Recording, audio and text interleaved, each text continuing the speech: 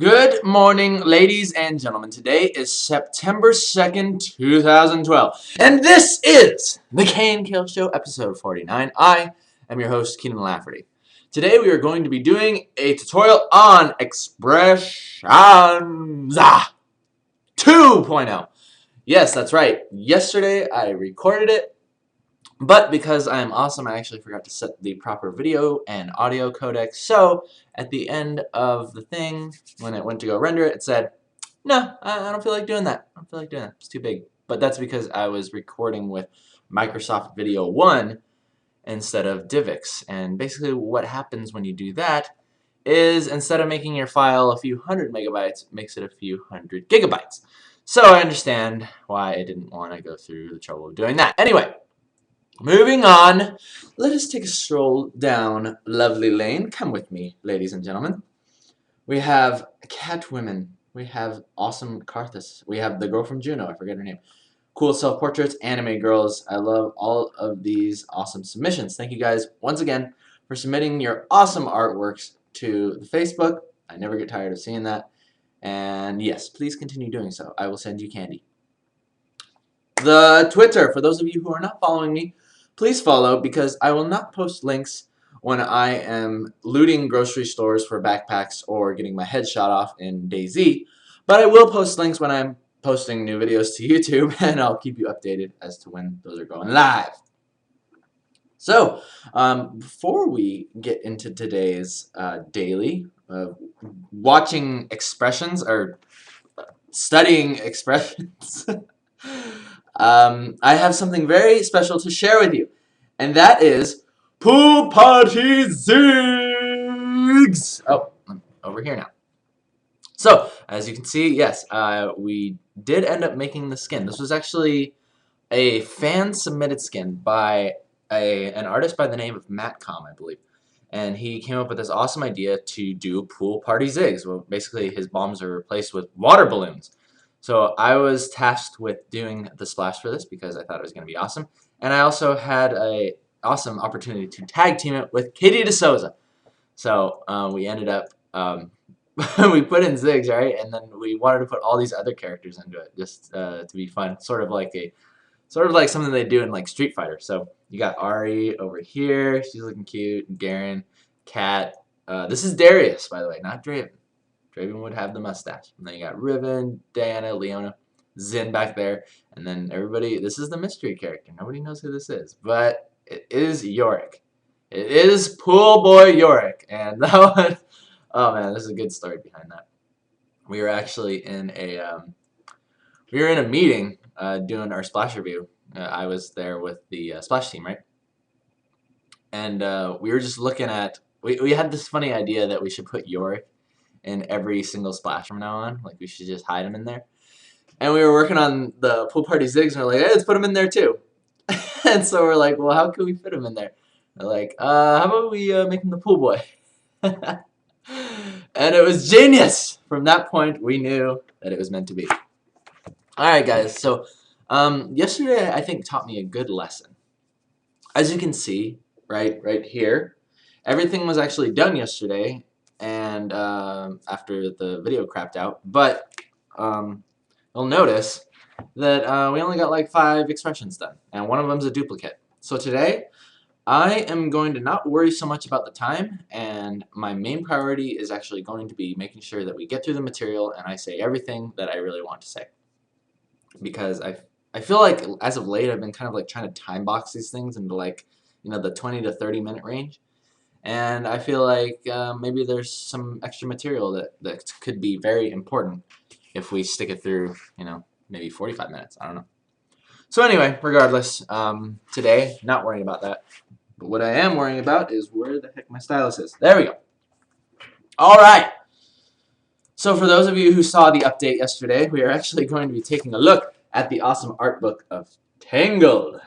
My coworker by the name of Bo Lu actually lent me this over the weekend, and I was looking at it for reference for a splash I'm working on at work.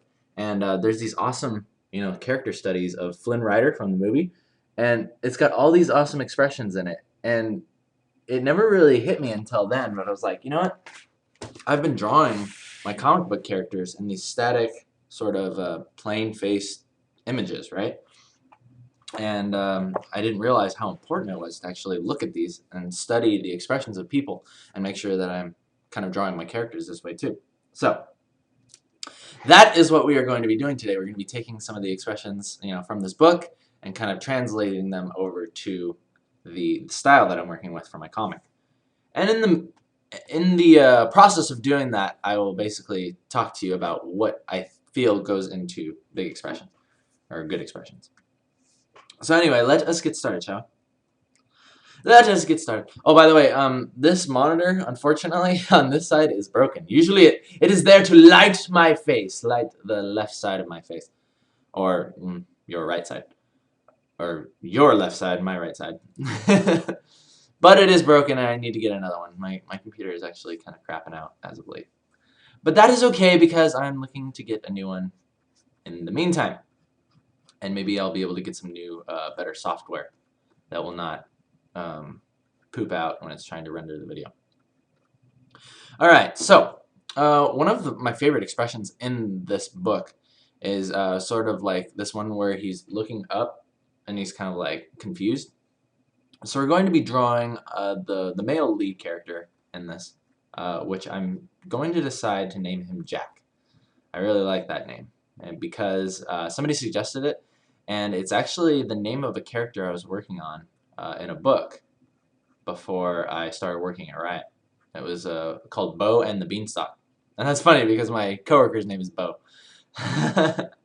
So yeah, it was a reverse take on Jack and the Beanstalk, and Jack was sort of like this evil magician guy who ends up being the villain towards the end. It's a really cool book, but it never really saw the light of day because we didn't find the money.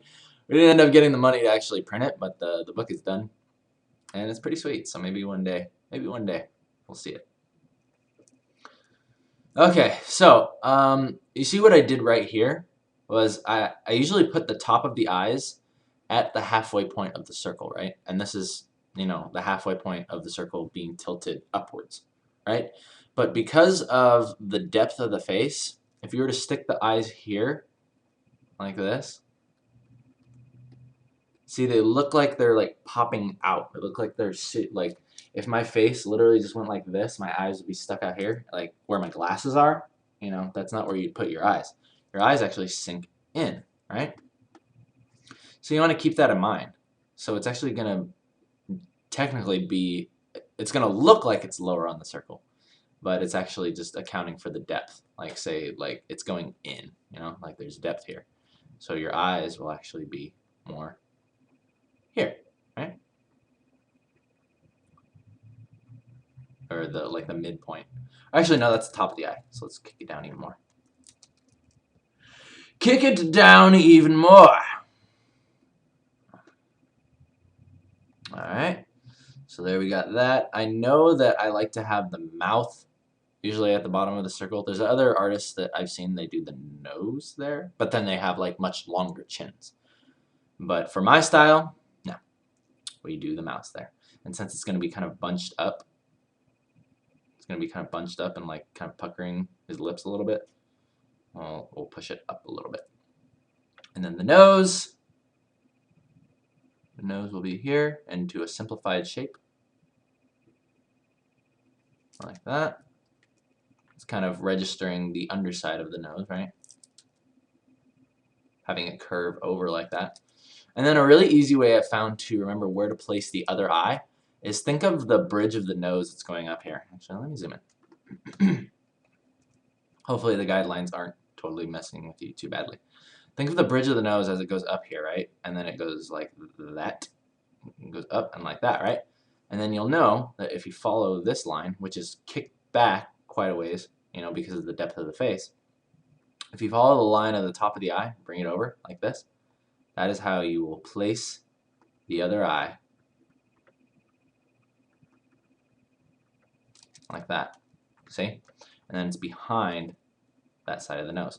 And then what I'll end up doing is probably I'll go and just erase that because I don't like to show the actual the bridge of the nose in my style. I like to keep everything as simple as possible.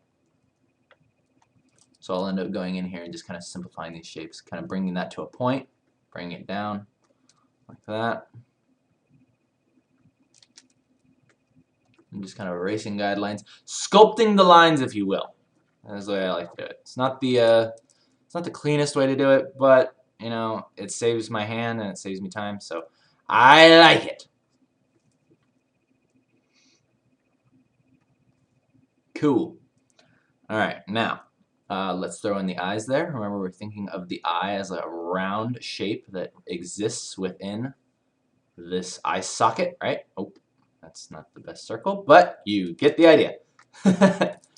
Thinking of the eye as it exists in the spherical form.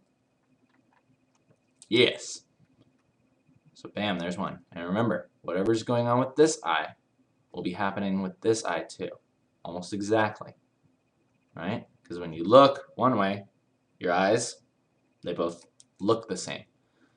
So you want to make sure, like, you want to stay away from like doing this and then having the other eye kind of like this. See, because then he looks like he's cross-eyed. He looks like he's looking at a fly that landed on his nose there. You don't want to do that.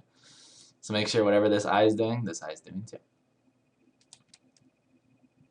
And then another thing that I've noticed is a big part of your expressions, and I said this in the expressions 1.0 video.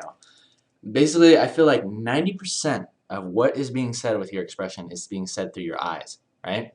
So that accounts for how much of your iris and your pupil is showing, right? And how much what is happening with your eyebrows, right? So watch. Notice how the top of his eye kind of covers the top part of his iris.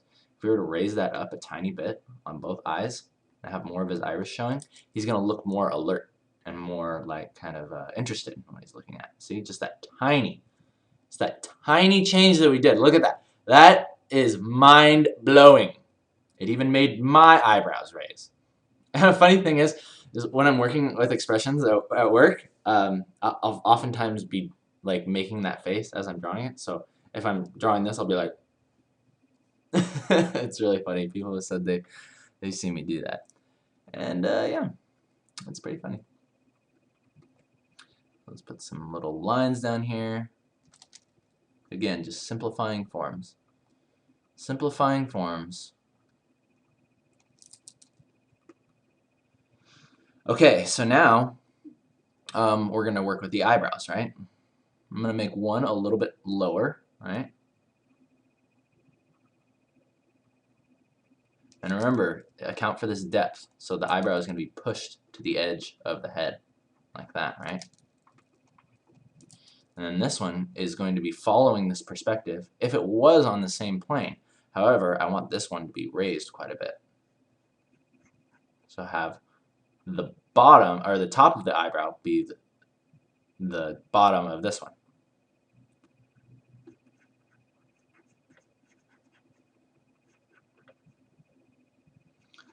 There you go. Oh, and also you want to keep in mind, see, this is another common mistake. Notice how I've put the eyebrow straight above the eye, right? But that's not necessarily the right place to put it, because you need to account for the space that is happening right here. There's a plane change that's happening, and your brow goes forward. So your eyebrow would actually be more over here. And then when you draw it like that, your mind will interpret it more as the space that's happening there. See? Now it looks like this character's head has depth. Even though we're not showing any lines, even after we erase the guidelines, it still reads that way, which is very good.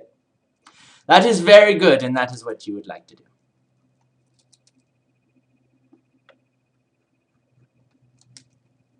Okay, so I'm just fixing this up. Actually, I kind of like the way it was before. There we go. The magic of the history. And I'm going to make his chin not go back so far. Make his chin come out a little bit more. There we go. I'll bring that up. I'll have his neck come down like this. I've been simplifying the neck by basically drawing the shadow and then just erasing it like that.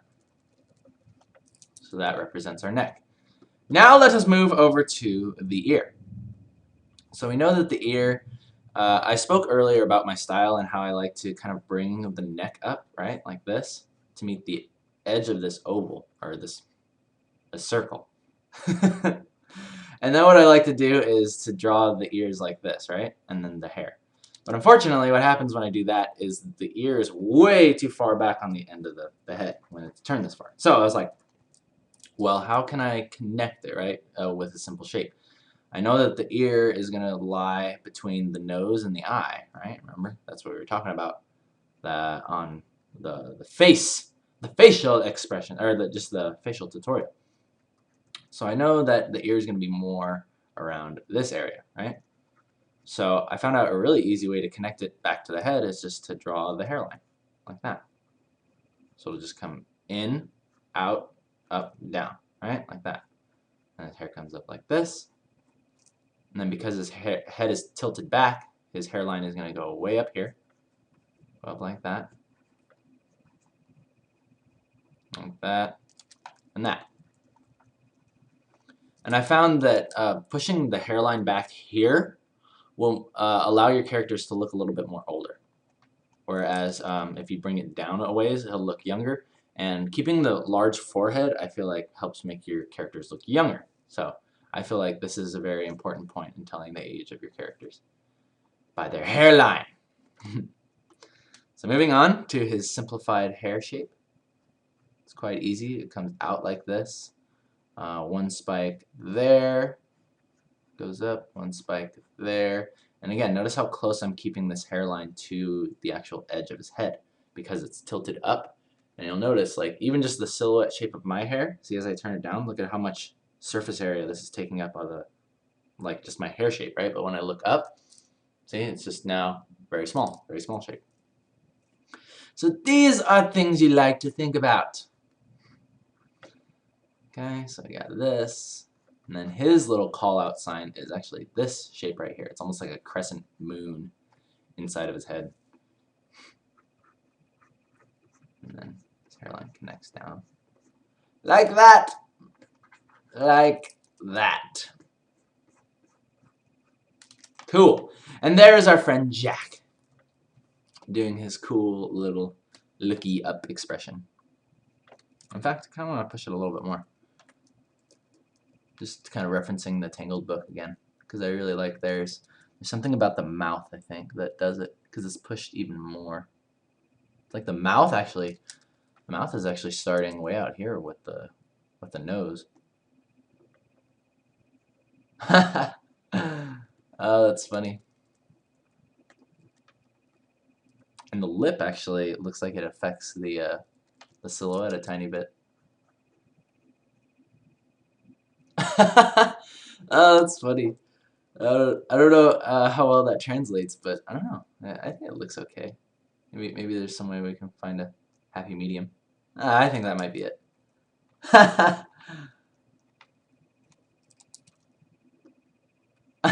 Yeah. All right, that looks good. I like that. See, so I mean, don't discount everything. Like the eyes are 90%, but hey, that extra 10% and 5%. To make 105% would be the mouth, and you know, there's other really, really small things. It's all about you can throw in the expression, right? But there's so many subtleties with not only the eyes and the mouth and eyebrows, right? But there's also a lot to be said about body language as well. Like here, let me draw this one expression of Emma that I did, and I'll tell you exactly what I'm talking about.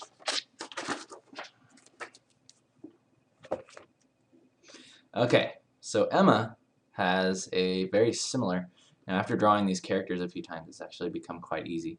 Oh, hang on, before we start this, I'll darken this so it's a little more clearer.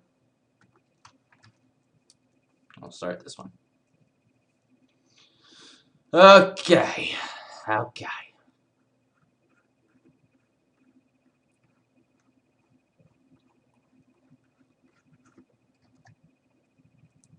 Okay, so Emma also starts out with a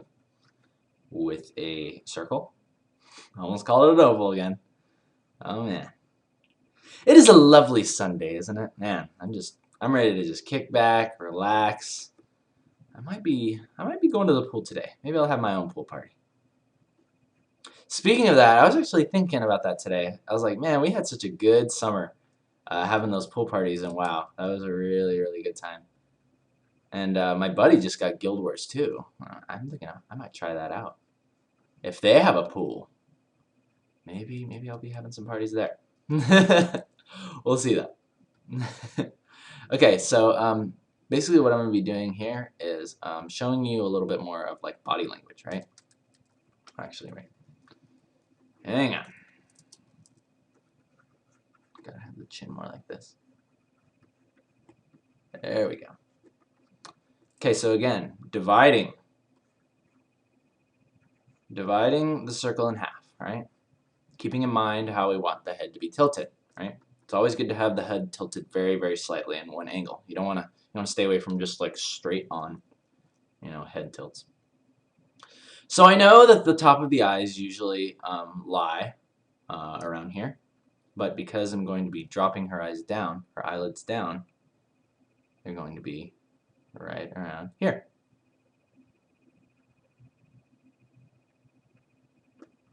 And also keeping in mind the spacing, the proper spacing. A really cool thing that I noticed that the guys in Tangled do is they'll take this line here from this eye and they'll bring it over to the other one so it almost flows together, So this one will be a little bit like more closed. It'll be a little more closed, right?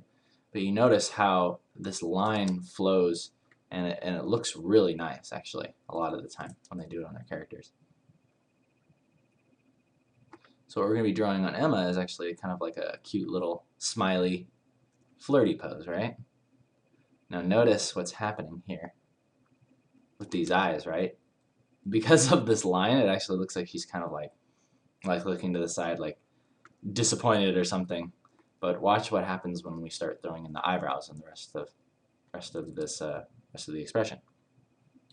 So we'll draw on this little eye to show that her eyelids are closed. Yeah, they're in a more closed position. And then watch what happens when I throw in these eyebrows. See? And all of a sudden it's changing. Yeah. Yeah! You like that? And this is actually, we're drawing the thing that I did yesterday over again. But this is actually one of my favorite expressions, and I think it's really good to show this. And again, think of like the mouth, like you notice how I just drew that mouth there? If you push it up a little bit, it tends to make it look a little bit more like smirky, A little bit more sly. And this is really just a change of just a few pixels of moving it up. That's all I did. And it changes the expression. It changes the undertones of the expression quite a bit. And it's just, man, blows my mind, even to this day. So you got this, you got the little lines under there. And then let's draw in her ears. That. Her hairline. This is coming back to, notice how her hairline covers this area, right? So it'll make her look younger. But she also has a large forehead. Again, helping with making her look younger. Down, let's do the signature. Emma hair spikes. Coming up to that. I'm going down here. And now I will talk to you about the body language. Okay, so check this out. This is also going to blow your mind, as it did mine. Okay, so you got this cute face on Emma, right? Now we could do two things here. We could just drop down the neck like this, right? And draw down the shoulders. All right? Or we could use body language to our advantage to push this expression even further and making it really extra super cute, right? So watch what happens when I do this with the neck. I'll just push it to the side like this. like that. Drop her shoulder down like this. And let's say we push the other one up. Like that.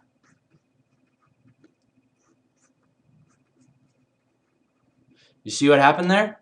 Look at how just that small change, even just in the neck, even in the placement of the neck and the shoulders, will completely change the body language of your character and help to push your expression even further. And then you can mirror that completely, you know, with the whole body as you draw it down. Probably thinking curvy shapes or just, you know, kind of, yeah, things that'll kind of accentuate what she's doing. And I really, really liked that when I saw it. Thought that was really cool. So yes, and we'll draw the rest of the hair down. There we go. I like that expression. I've drawn that a few times now. And I like it. I like it. Okay, so let me go into a quick thing about eyes. Really quick, I can talk about that. That was one thing that I did not talk about yesterday that I feel like I should today. Just basically going through the different eye shapes that I'll be using. So we'll start with the normal one, right? And I think I was talking about this when I was going through my sketchbook, basically about my thoughts on eyes. Okay, so usually my eye shape is like this, right? So this is the usual, like, straight on eye, right? Then as it closes, right, notice how when we close it a little bit more, we review less of the iris and the pupil, or in this case it's just one thing. Notice how this person looks so much more tired, even though it's just like that. And then even further.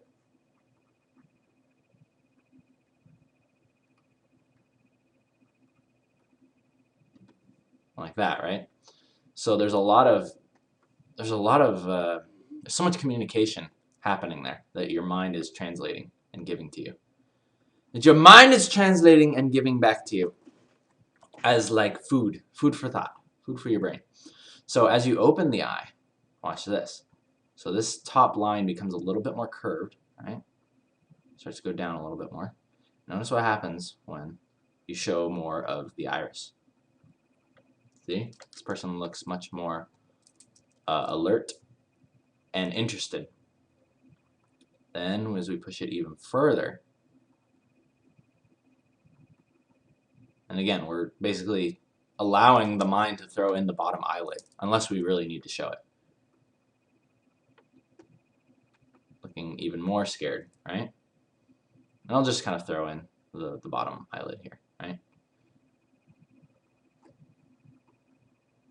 Like that. And then the final one, which I think is really cool, this is discrete use of the top eyelid, or the bottom eyelid, is the eye would be open very, very wide, and your head would also be like kind of tilted back. And you'd be doing this.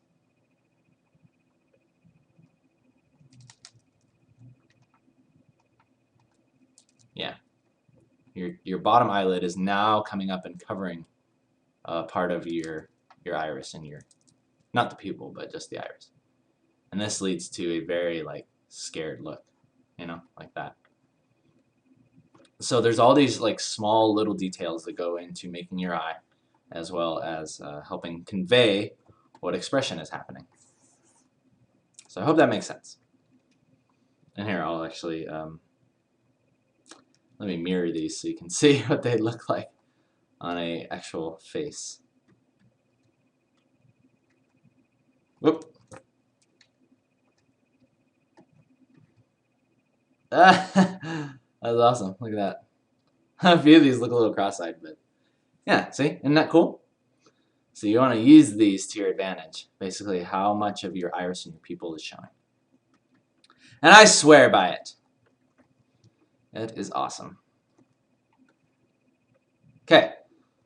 So let's move into, let's do one more expression, actually. I feel like this is actually something that I really wanted to get into yesterday, and I missed it. So now that I have that out of the way, let's do one more, and then we'll see how I feel. See how I feel. I might call it there. I might do one more. I don't know. We'll see. We shall see. Let's do another one of Jack, right? What one did I really like? I'll do another one that I didn't do yesterday. Oh, here's a good one. This is sort of like the sad face, and this is a very good use of the eyebrow to show sadness. Let's go ahead and zoom in. Zoom in on this puppy. It's so dark. There we go.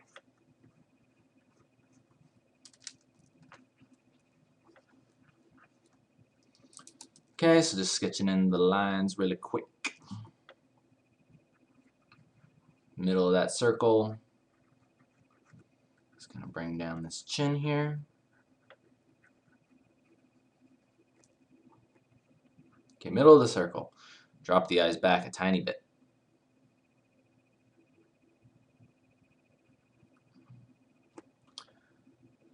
Placing in the eyes. One is going to be a little bit more open than the other, and you'll see why in a second. He's going to be a little sad, kind of like in disbelief. So because he's still surprised, we want to make sure we're showing enough of that iris, right? He's still attentive. Still attentive, right? So he's showing all of his iris. And let's throw in the mouth.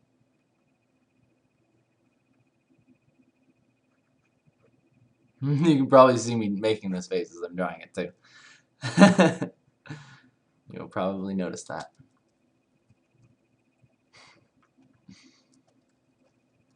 Let's erase some of these so he doesn't look like you have a mustache.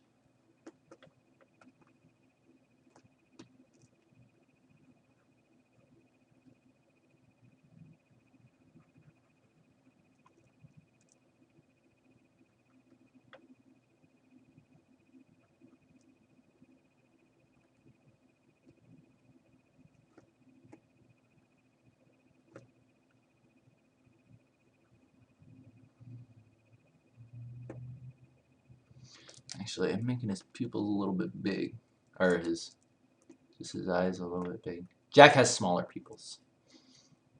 Now, let's use the eyebrows to our advantage. Let's push those eyebrows.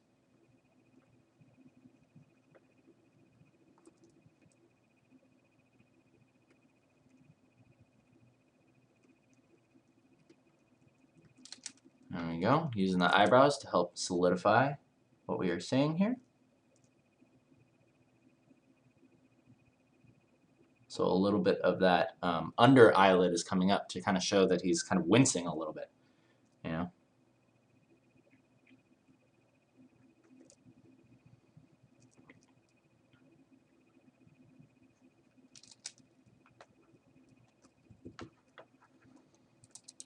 Cool. Then we have the basics of the expression in there. Let's go ahead and finish off the face. Oh, and another thing I found that's really fun to do is like this curve right here, if I continue it into the neck, that's kind of fun. I like that a lot. And then this, if he's looking the other way. I've noticed like when I'm drawing figures, sometimes when they turn their head like this whole line flows into the back of their head, and it's almost like the neck connects. It's almost like the neck connects to their head. The neck and the head actually become one shape. It's really awesome. I really like that when that happens in figure drawing. I don't know if any of you guys have noticed that, but it's really awesome. I will call it the worms effect because they look like they become one big tubular worm thingy. But it's actually quite beautiful. It's quite breathtaking when it happens in the right manner. Okay, so we're kicking this up. Remember, kick this hairline up because he's an older man. Over here. There we go. Down to that. Yeah. Up. Spike 1. Spike 2. Spike 3. Crescent spike. Going back. Erasing lines. Erasing lines. Cool. So see what we've done here? We've communicated a few things, right? We've communicated that he's sad with his eyebrows, right? That's helping us out a lot. Two of the eyes are in different expressions, right? But we are revealing enough of these eyes to show that he is attentive and he is very alert to what is happening, right? And the bottom eyelids are brought up a little ways to show that he's wincing, you know? That's the subtlety of the expression that's being conveyed there. And then the mouth. The last thing I'll say about the mouth is oftentimes I think the most expressive parts of the mouth come in when you offset it. Like, say, if we were to push it a little bit to the side. Let's say we were to like lower this lip a little bit. There's a lot of subtlety that can happen with the amount of lip and teeth that are showing, the size of the mouth, and the like how you place it on the face, right? See, so that looks a little bit more confused, whereas this one looks a little bit more like a gasp. Taking a gasp. Is that? I hope that's a word. So yeah, it just depends on what you're trying to do. I kind of like this one. And then, even more, check this out. We can make him look even more scared or dismayed by showing more teeth. I'm betting.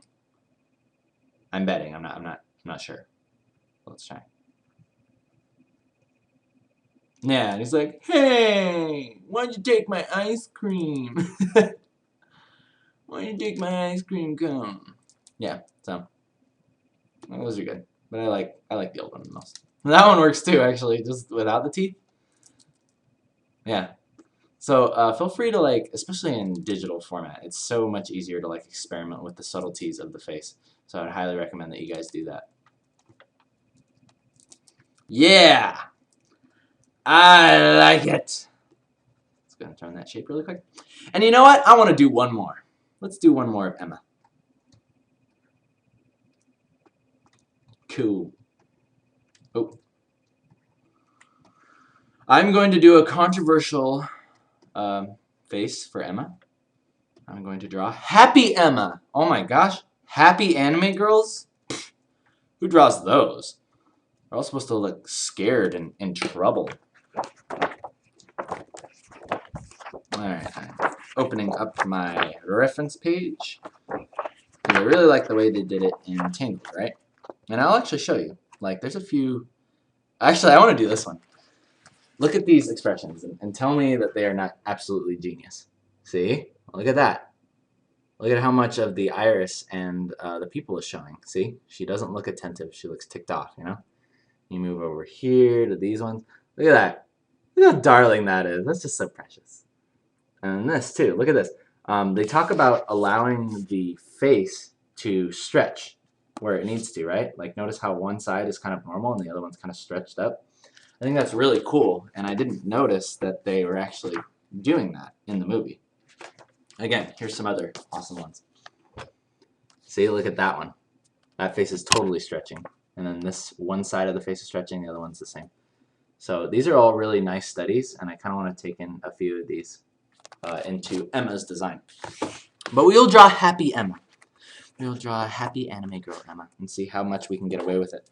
She's got like this dimple thing that's going on. I wonder if I can actually get that into the style without it looking too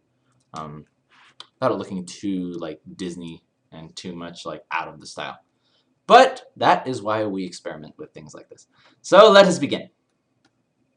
This will be the final face, and then we'll wrap up episode 49 of the KNKL show. This has been a good show. See? Once I start forgetting about like the time and not worrying about stuff, it's just, I think it'll end up being a better show. It'll just make us all happy. Okay, so let's go ahead and draw this in here. Draw this in. And there's our halfway point on the circle. Oh, actually, because she's happy, as we spoke of in the other expressions, we're going to tilt her head up a little bit so she looks even more happy. Okay, so the tops of the eyes are going to go here. Keep in mind the spacing. Keep keep in mind the spacing. The spacing I usually kind of just eyeball it. But yeah, after I've drawn this character a few times, I kind of get used to it. So one thing that I like about this is it's actually coming down and then straight over like this. Like this is showing that there is the eyelid, the under eyelid is actually being pushed up a little bit. I like that. And then her eye is looking up like this. Let's actually open her eye up just a tiny bit more to show more of that iris. Like that, right? And then the other eye is going to come up like this, down. This is so funny. I like this.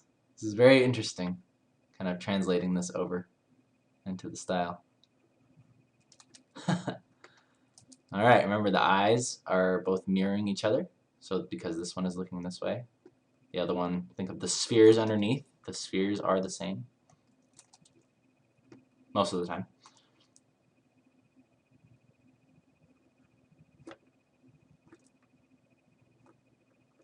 Okay, cool.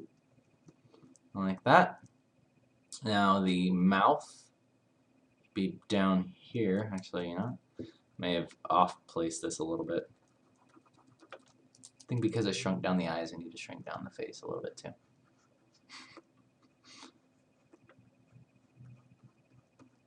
This is interesting, very, very challenging.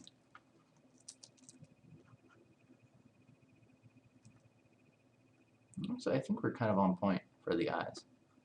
I'm pretty good about those. So the nose is going to go right here, right? And the mouth, okay, so this is actually a big part of it.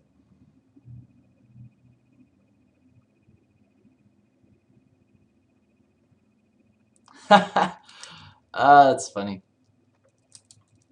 Okay, so she looks a little bit tired right now. Interesting. Let's see if throwing in the eyebrows will help with that.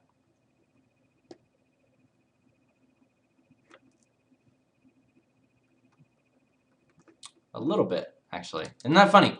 Like, even when we throw in the eyebrows, it still adds to the happiness, but she still looks a little tired. Now, why is that? I think it's because we need to still show, we need to show more of the iris, actually. We need to open up the eyes even more.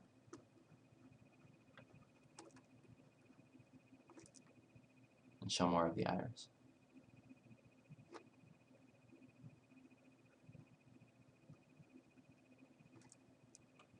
There we go.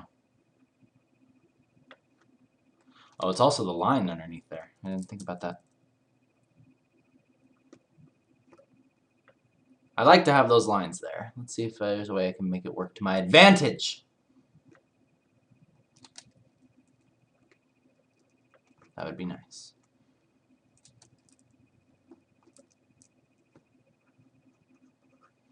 There we go. I'm liking that.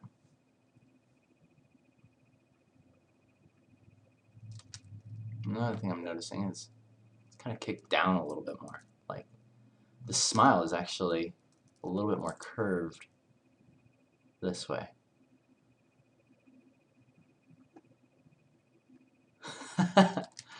Oh, that's so funny. Tiny little things. And actually, since Emma is younger, I'll actually take this smile and I'll translate it. I'll translate it to be a little bit smaller. And that's what I did with the other one.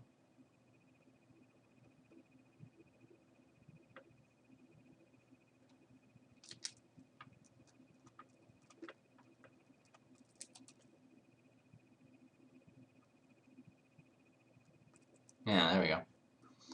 I like it. I like it. Let's go ahead and bring the rest of this face up a little bit. I think I misplaced the, I misjudged the circle and made it a little bit too big, I think. Because her head is looking a little bit bigger than normal. Her chin especially. It's looking a little bit bigger than normal. But that is okay. We will just kind of sculpt the lines back into place. There we go. Draw this in really quick.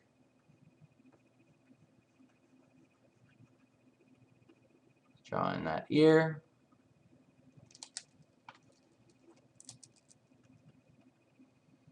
Yeah, there we go. Still not perfect, but I do like it. I think there's something to be gained from that.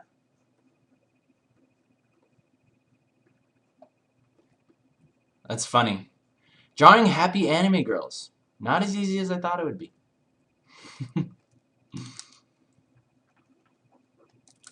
It is a challenging and nearly impossible endeavor.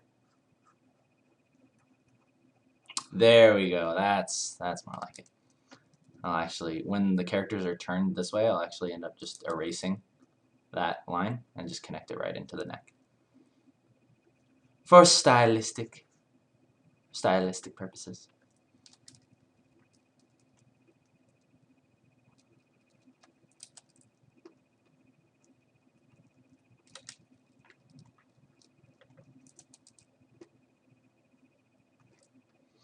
There we go. Not bad, not bad. I'll take it.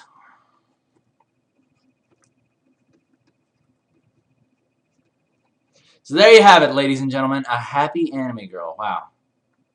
That was challenging. That was very challenging. But we succeeded.